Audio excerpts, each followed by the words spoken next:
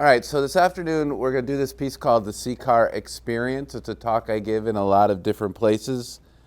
And we think it's a good way to get some background of where the Recovery Coach Academy came from.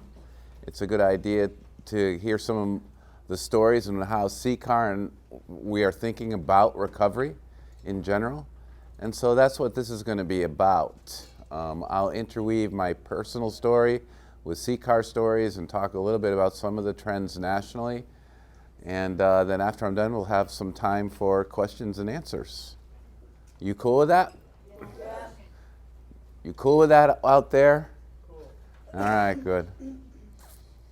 My name is Phil Valentine, but for the grace of God, I have not had a drink or a drug since December 28th, 1987. That puts me in my 29th year of recovery.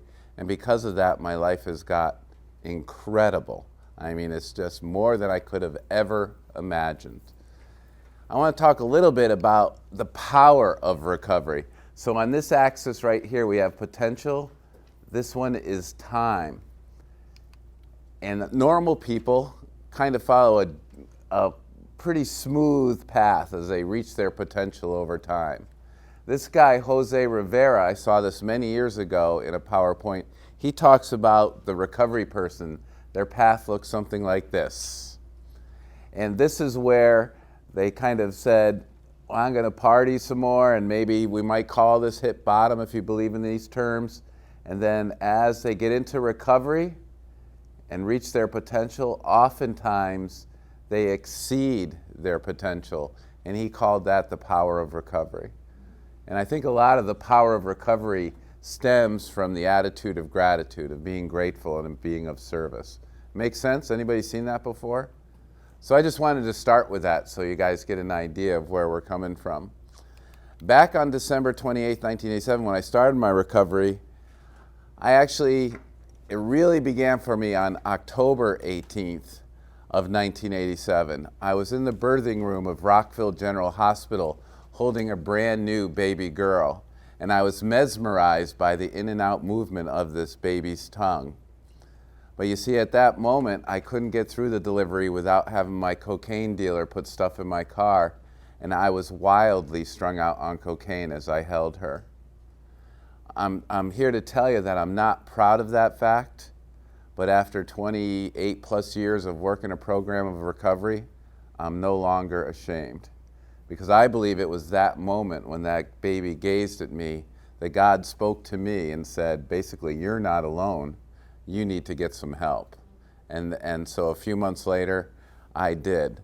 And my prayer, the most powerful prayer I have ever said, was 2 words: help me. And I've been helped. Didn't come in the manner I thought or in the manner that I had dreamed of, but helped I was. Fast forward to March 19th, 2010, of working all this program recovery for 20 plus years. And you can see in this picture right here, that's my littlest girl. That's a lump on my neck. Turned out to be stage 4 cancer of the tongue that had moved from my tongue and metastasized to my neck. And during that time, I really had to use the programs of recovery. I lost like 85 pounds. I had 39 radiation treatments, 2 inpatient chemo stays, walking for cancer. I became more and more isolated as the treatment was a lot more severe than the cancer itself, it seemed like. The cancer would have killed me, but the treatment was so severe, one of the harshest treatments they could give somebody and keep them alive. And you can see I'm losing my hair and getting skinny, but I was able to talk at our recovery walks. And yes, I was still able to wear those pants and play some golf, you know. So I started to heal, and I really learned quite a few things in that time. Sometimes you think of disease as how could you ever consider it a blessing? But over the years, it became a blessing to me, and I see some heads nodding. Learned that each day is a gift. I knew that, but I learned it in a different way. I learned to ask for help, especially when people from my church wanted to come over and do the lawn work that I was so proud of. They came over and helped do some of my lawn work. And then I also learned that I wasn't very good at letting love in. I was pretty good at helping other people, but not taking care of myself or letting others help me. Really, it was about letting love in. Because I had the same reaction as my 2-year-old son Matthew in this next photo has when his big sister Sam was trying to give him a little love. The apple does not fall far from the tree. And I don't know if anyone else can relate to that type of reaction, but when somebody wants to help me, I'm like, no. Let's jump over to this slide right here. This is the book that we've talked about, William White, Bill White for short, and he wrote this book, The History of Addiction Treatment and Recovery in America. This is the second edition, and it includes the last 10 or 15 years of the new recovery advocacy movement. This picture down here is the Keeley Leagues in the late 1890s or something, and there's a sign over the picture they had taken. Can you read what it says? The law must recognize a leading fact. Medical, not penal treatment reforms the drunkard, and penal treatment being prison. This is from the 1890s. This is 2016. 2016. Have things really changed all that much? And that's just food for thought. We knew things even back in the late 1800s. I highly encourage everybody to read this book or get it. How many have seen it before? It's amazing historical documentation and history of recovery, and goes back to Native American talking circles.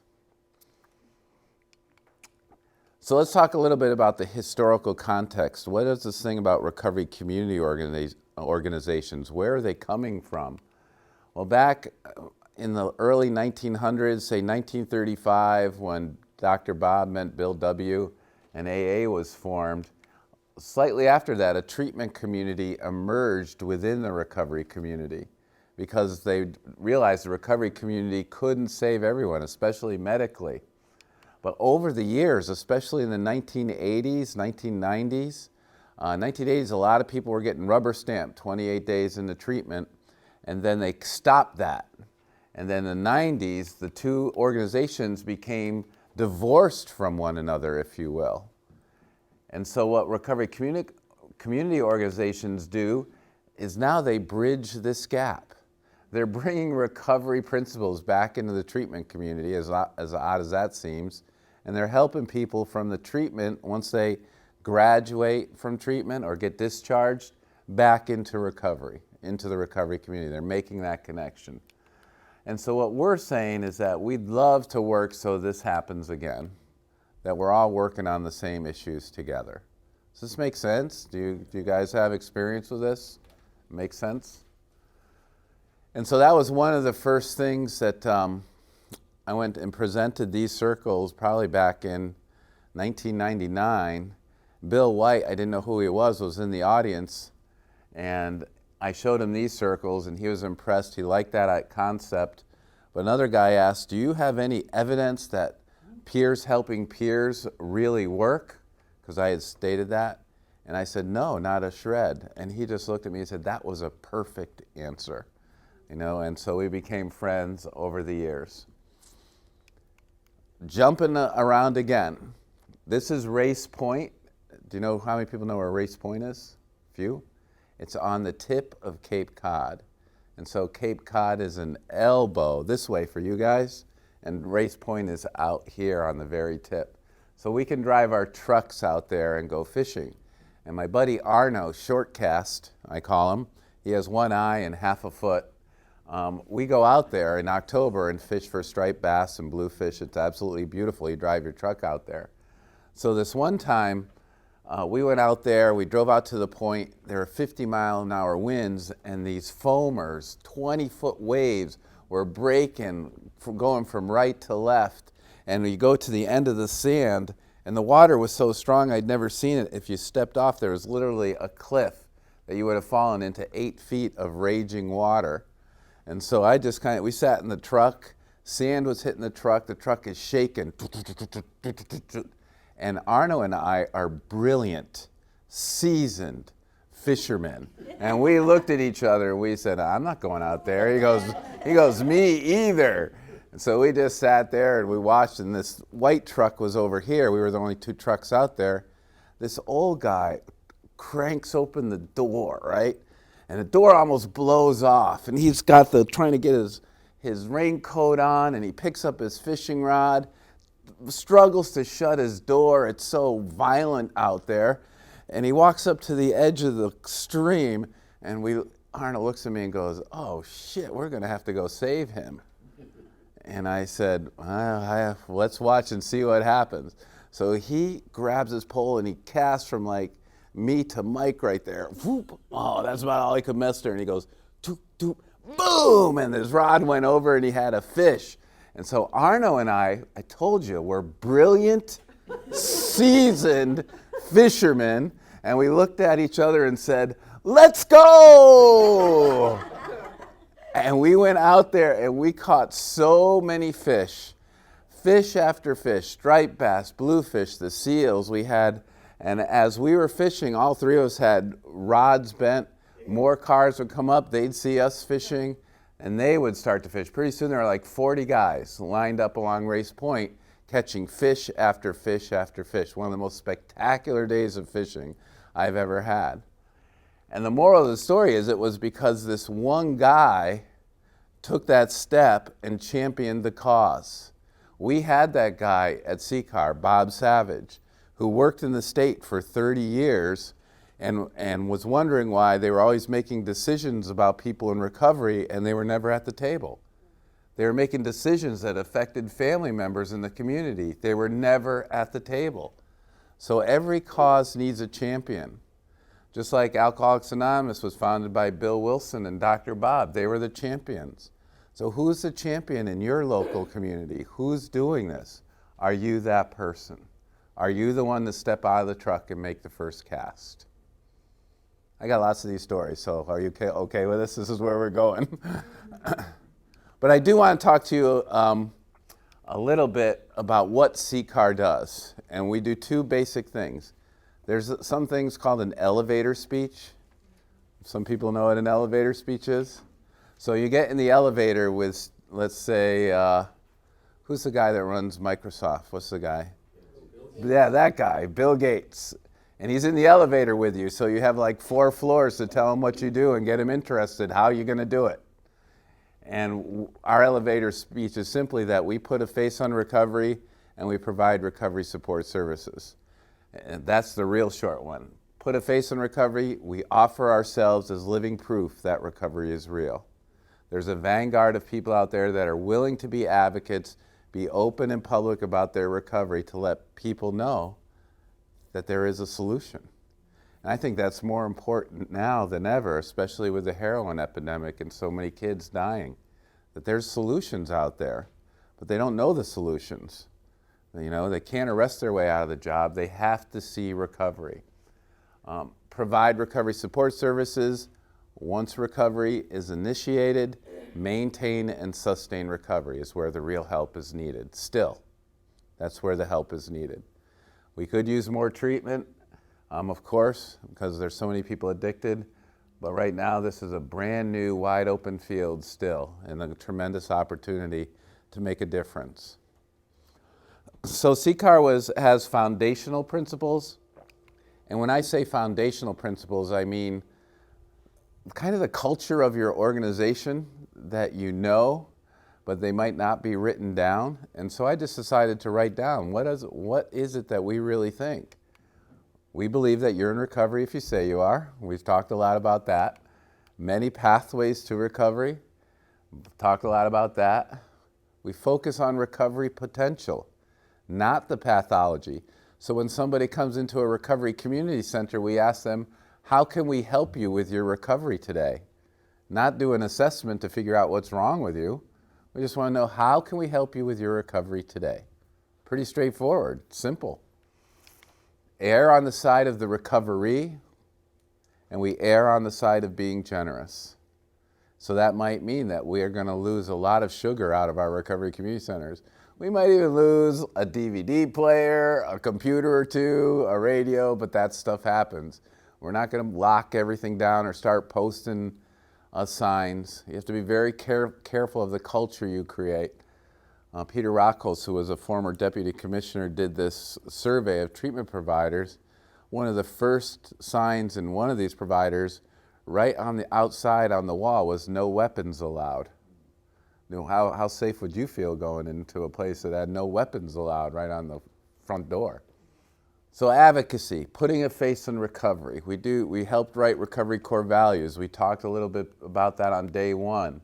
We did newspaper where Willimantic is known as Heroin Town, and they did a 4-part series on all the heroin. The 5th part was on the recovery that was in the same town. So the recovery community can influence the media and print even, radio, television. Pardons process, we help people get a pardon, just help them fill out the paperwork. The example that was brought to us early on was a guy who was 20 plus years in recovery. He ran a contracting business, and he had a bunch of people young in recovery, new in recovery, working for him, and he did great work, a solid reputation.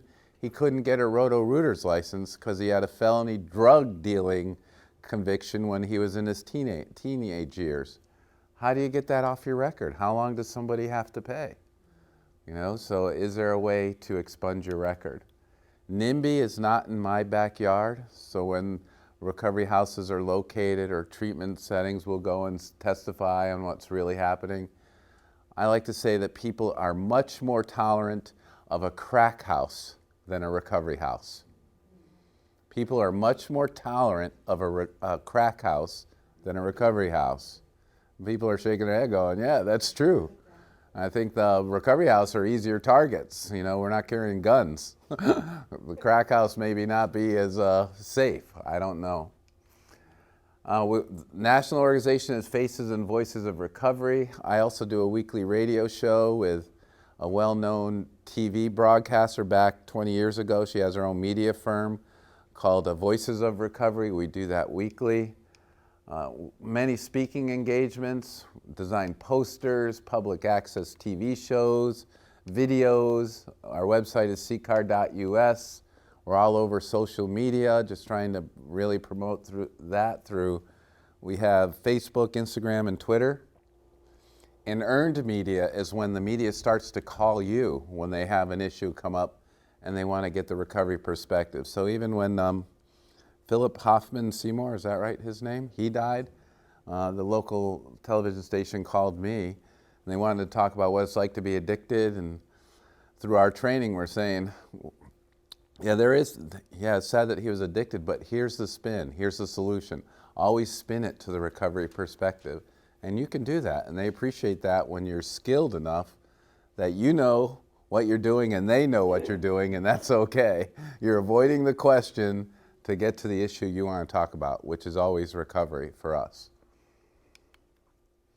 And here are some of the faces of recovery, and a lot of these are at our Recovery Walks event. So how do we provide services? We do it through recovery community centers. You know this movie? Field of Dreams? Very good. What's the tagline? Build it and they will come. Very good. And so when we noticed that if we just opened the doors to a recovery community center, we didn't have to do a lot of marketing. People showed up. That's Hartford, that's Willimantic, and that's Bridgeport. We also have a small office, might be a center, another one in Bridgeport for young persons and family members, young adults and families. Our peer recovery support services are recovery coaching, telephone recovery support, Recovery Works, which is employment, helping people get housing, all recovery groups, which is a non-denominational group. So people from AA to NA come in, family members, friends, allies, people on medication, they're all welcome at an all recovery group.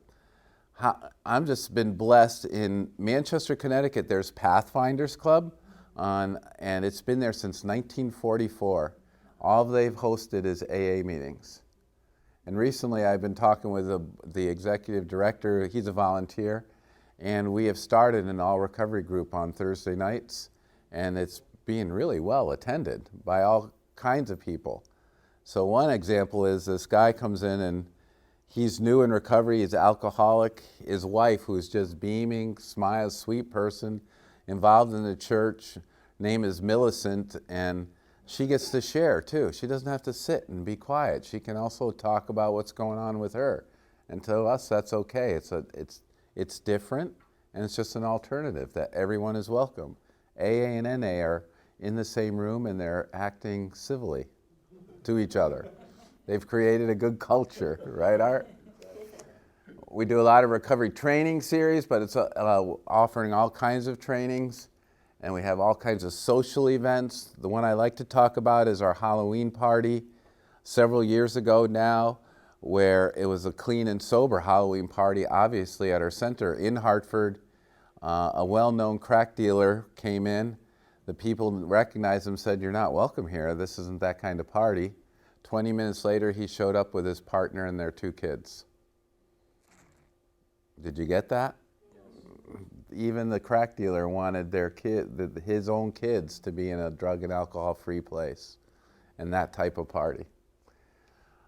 We help people navigate the system, which can be difficult at times. But as we've talked about in this academy, the people who are the greatest resources to navigating the system are the recoverees, the people. And that's how we build our knowledge base. Telephone recovery support. In the spirit of KISS, we call because we care. What is KISS? A trained volunteer, usually another person in recovery, calls a recovery once a week for 12 weeks. So when I first got into recovery, a long time ago now, 28 plus years, I was told to use the back of my schedule and get phone numbers. So I did that. I got all these phone numbers. Did I call them? Nope. Of course not. So this is the opposite of that. We reach out at least once a week to talk to somebody, check in on their recovery, see how they're doing. The volunteer follows a script. It's win-win, and we try to build this into all of our programming, is that it not only benefits the person we're helping, it benefits the helper. It's win-win. The person making the call benefits as much, maybe more, than the person receiving the call. And we have stories about that over and over again, about the person making the call and how important it is to them to be able to do that. So in 2015, we contacted 1,015 new recoveries that hadn't been on the rolls before. We call about 530 people a week. We made 34,000 outbound calls. We talked to someone over 10,000 times, which means there were 10,000 conversations that matter, one person reaching out to another in care and in love. And I like to talk about the spiritual ripple effect that has on our small state. Can that ever really be measured by any of the researchers out there? How would you know? And a lot of what we do is spiritual in nature. When I say spiritual, it's out of love and care. Almost impossible to measure, almost.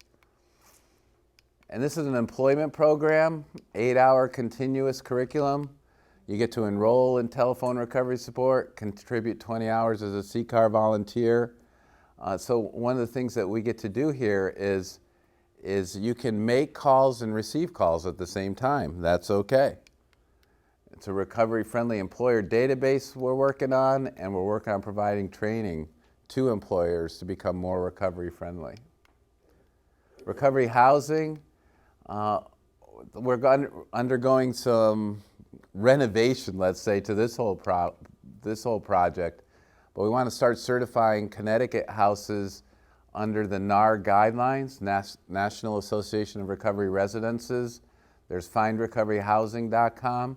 Once you get certified, you're going to end up on this website so that people can find you. Pretty straightforward. We have training, so you want to open a recovery house, to help people open houses when they want. So I'm just giving you like the thumbnail versions of all this stuff. If there are more questions, you know where to find me. We do a lot through volunteers because our staff is small. We're about at 18 people right now. We have roughly 400 volunteers, and they can reach an ever-widening circle. So staff's focus is on the volunteers. Make sense? So let's look at the system, how it's grown. In 2005, when we started, we had 90 volunteers, give us 3,000 hours. Last year, I think it was right around 400. A few might have been added since I got these numbers, but right around 27,000, 28,000 hours. Now, every state has a volunteer rate. All you have to do is Google state volunteer rate, get what your volunteer rate is. It's $1 per hour. Connecticut's in the mid-20s, and you can get to maybe even high 20s. And this is, you can multiply the hours served by that volunteer rate and get an in-kind contribution. So if you're running an organization, do your funders want to see these kind of numbers? Yes, they do, because they're getting more bang for their buck. So those are the kinds of numbers that are in-kind numbers our volunteers have contributed to CCAR over the years. Very important number, very important to keep track of. And you know, guys all know about recovery coaching. You know all those roles already. You got them memorized, but those are all the roles. But this picture tells me what a recovery coach is. This woman has 21 years of recovery. That's the badge that we put on our purple sashes at our recovery walks. They're the honor guard. They all get, anyone with 10 years or more goes out in front at the top of the hill at Bushnell Park. They separate, and all the people with less years coming behind them walk through to high fives and hugs and continue the march, and the people with long-term recovery support them. So it's very, very symbolic. She's walking not in front, not behind, alongside. She seems generally very concerned. To me, she seems like she has something weighing on her heart and her mind. And that, to me, is what recovery coaching is, right there. One picture. And you know, in the academy, 5-day retreat-like environment, actively listen, ask good questions, discover and manage your own stuff. How many times have we heard that? And here is some, it's been held 900 plus times now, more than 9,300 people. I think my trainers have to be updated, but we're around there. So we're doing pretty well. It's been in 27 states. And this all started in 2008 just to help our volunteers, and it keeps growing and refining. And we have a lot of other offerings coming up. Ethical consideration, spirituality, those are already out there. Medicated supported recovery. And then this year we'll have Recovery Coach Parents. What's that called? Is that what we called it? Recovery Basics. Recovery Coach Academy for Veterans is Home-Based Navigators. And do we have the supervision? We don't have titled that one yet because we have to actually do it. But these two have drafts and are almost ready to go. So that's that. I got like 2 more stories and I'm done. You guys still awake? No one's sleeping yet. Can't tell about you though. You're like in the Matrix or something. No, that's fine. That's good. So why is it important to organize the recovery community? And so I have a fish story. My buddy Shortcast and I, several years ago, were in Wellfleet at Newcomb Hollow. It was Sunday. It was the last day of vacation, and our families had vacation together. So we said, let's get up early before the sun, do a little fishing, watch the sunrise, call it a week, you know. So we went down to Newcomb Hollow, and we didn't have any real bait, and we didn't want to work fishing lures, and it was dead low tide. So we grabbed this stinky box of squid out of the freezer, and it kind of thawed on the way there. And you just take a big piece of chunky, gross, inky squid and put it on your hook and throw it out there and drop your rod into a rod holder and just sit and watch, and if something comes along, great. So I call it, you know, some of you guys call squid calamari and think of it as a delicacy, and I think of it as bait. It's definitely bait. So I was taking your calamari and I chucked mine way out there, dead low tide, right next to the inside of the sandbar, and dropped my rod in, and short cast, he cast, bloop, short, because he says that's where the fish are. They come in close. And so we're sitting there watching the sunrise. It's beautiful. I got my New England Patriot swim trunks on, and I'm rubbing squid ink on them, because that's what you do with New England Patriot swim trunks, just rub crap all over them. Hey, I didn't get much of a reaction this time. I usually do. And this guy comes down the dune to our right. He goes out to the point, and he takes his first cast. We're watching him. He whips it way out there. Boom! It's on a fish right away. Nice bluefish he lands, right? Arno and I are kind of checking our rods, looking, hey, they should go down pretty soon if there are fish around. So the guy unhooks his fish. Boom! He's on another fish. Arno and I are what? Seasoned, brilliant fishermen. So we said, why don't we go down there? That's how brilliant we are. So he picked up his rod, I picked up my rod, and I just picked it up, took 2 cranks, and bam! I had a fish on. It was a big striper. I'd been just watching that bait to see if that calamari was going to move at all. And it did, and I hooked him, and I reeled him in, and he was about this big, about 41 inches long. And we measured him, and then I let him go in the shallows. Obviously, I didn't let that one go. But let him go, and he swam away, because you don't really want to mess with a fish that big the last day of vacation and all that. The guy from the point had come down while I was battling it to see it. And so Arno and I looked at each other and said, that was a good way to end vacation. Let's go home. So as we're going home, this is my truck, but another truck pulls in, and I'm dragging Arno. My bag, the box of squid is dripping. I'm carrying 1 rod. Arno is limping up the dune. He's got his glass eye half falling out of his head. It's just like, well, he's the kind of guy, he'd sneeze and his eye would fall out in the truck, and I'd have to pick it up, but I'd pop it in my mouth first and give it back to him. He'd pop it right back in. And so he's dragging him up.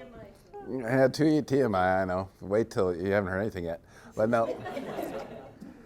So the guy pulls up, and he steps out of his brand new Ford Explorer, and he's got fly rods on the top, which is a whole nother ball game. So I won't say too much about fly rod fishermen.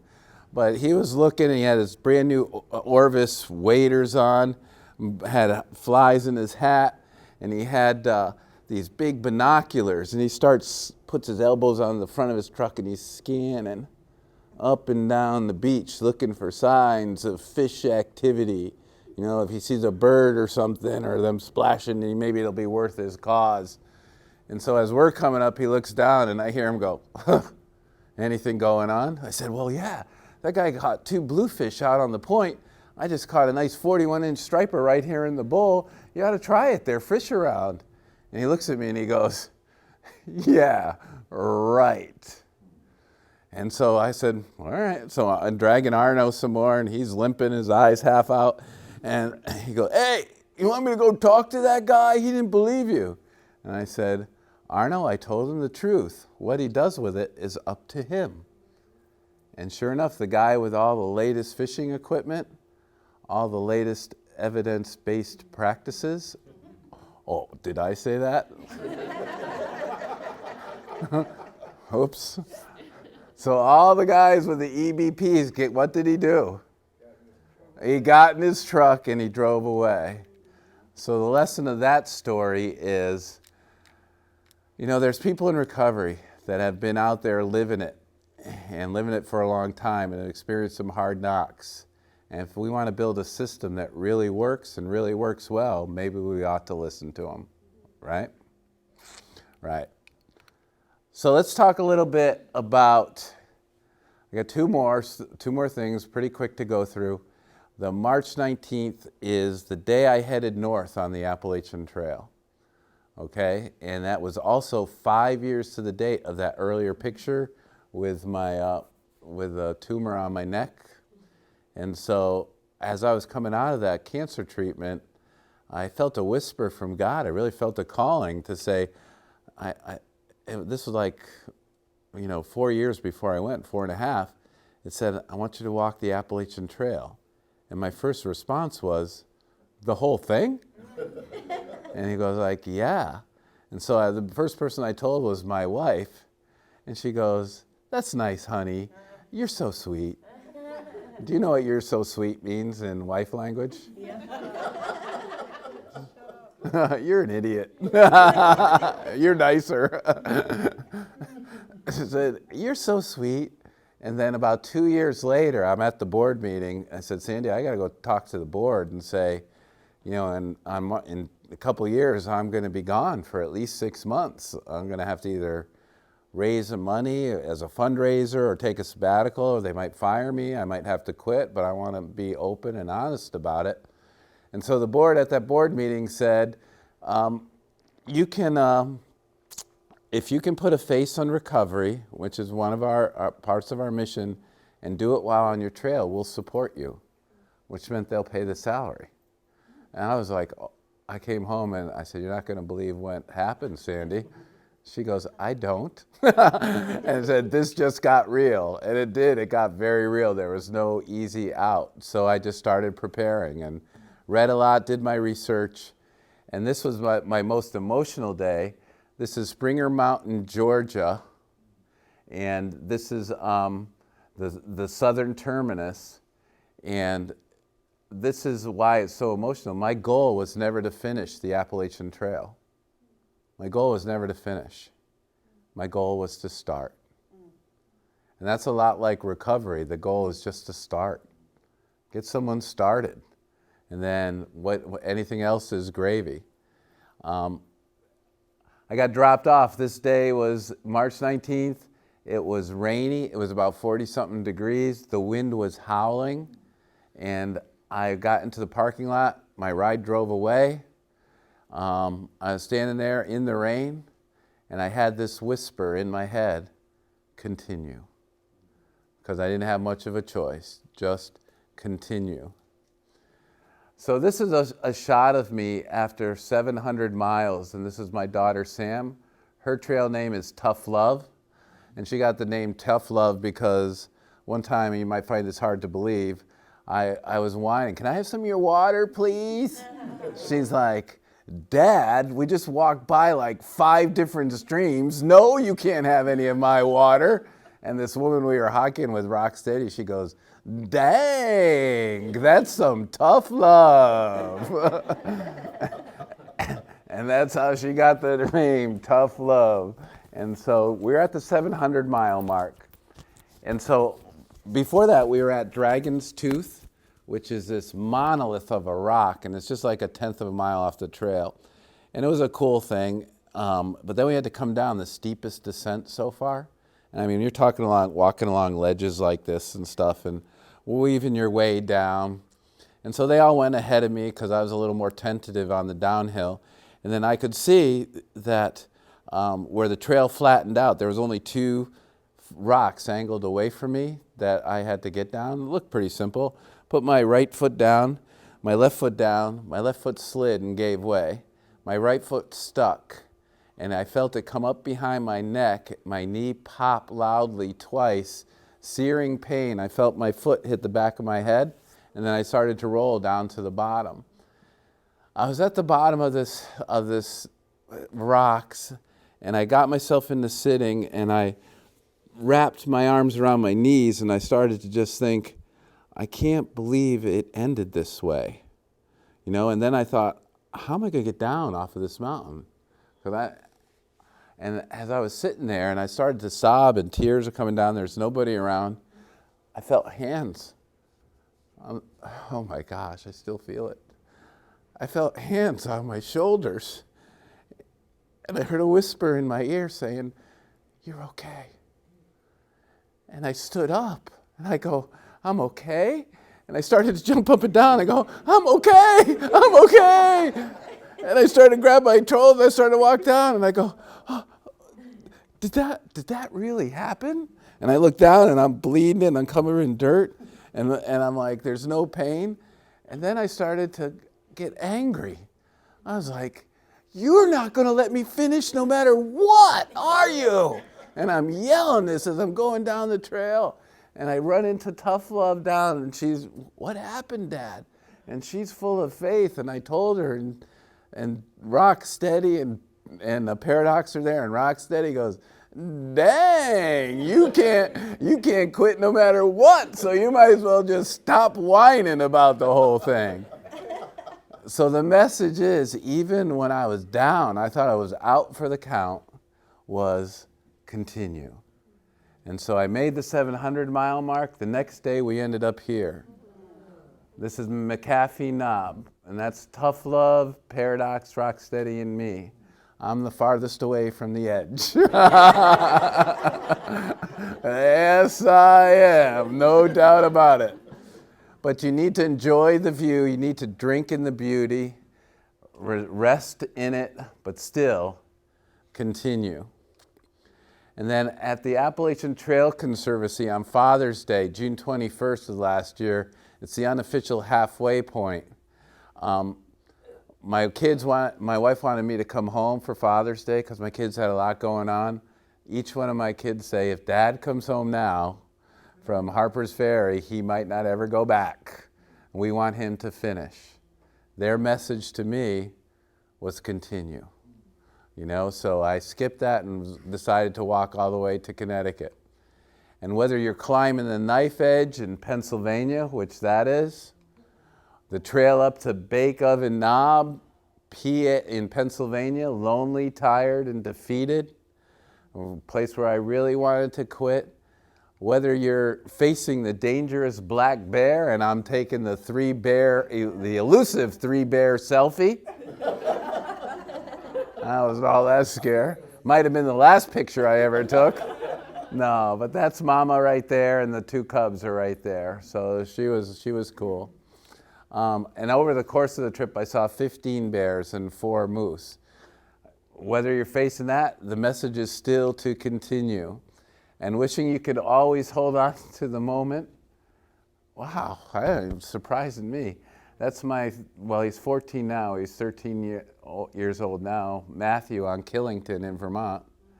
Just continue. When the trail gets slippery or rocky or long and intimidating or rugged, continue.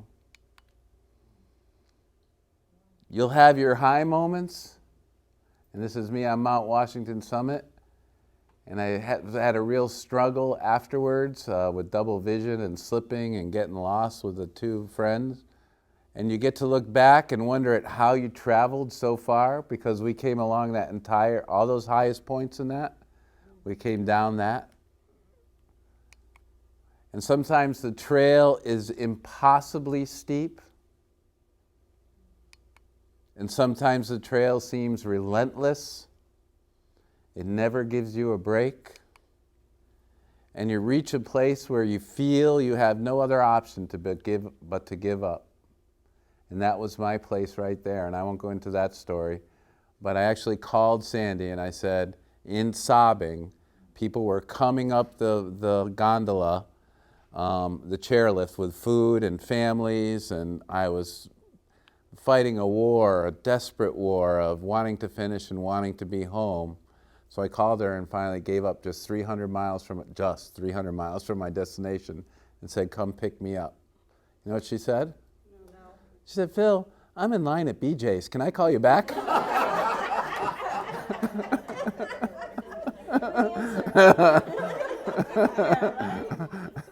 It was a good answer. She did call me back and we talked it out.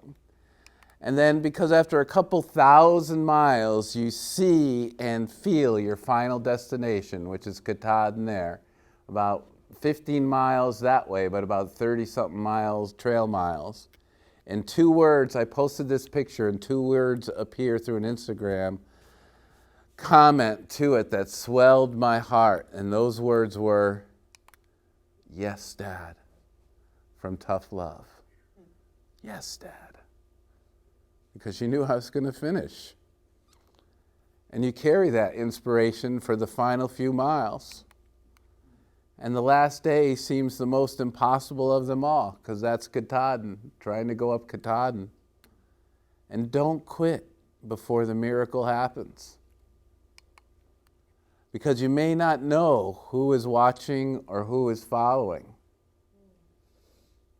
And you find yourself at the end with clear vision and a spectacular view.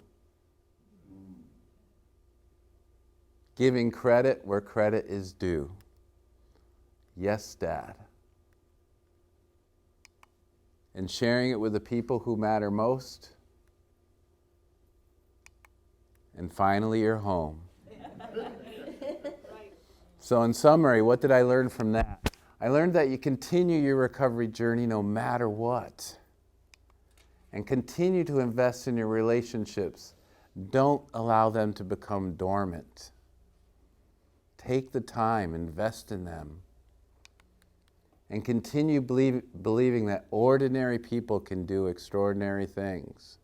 The only reason I did that trail is because I'm an ordinary guy with an extraordinary God. It's the only reason.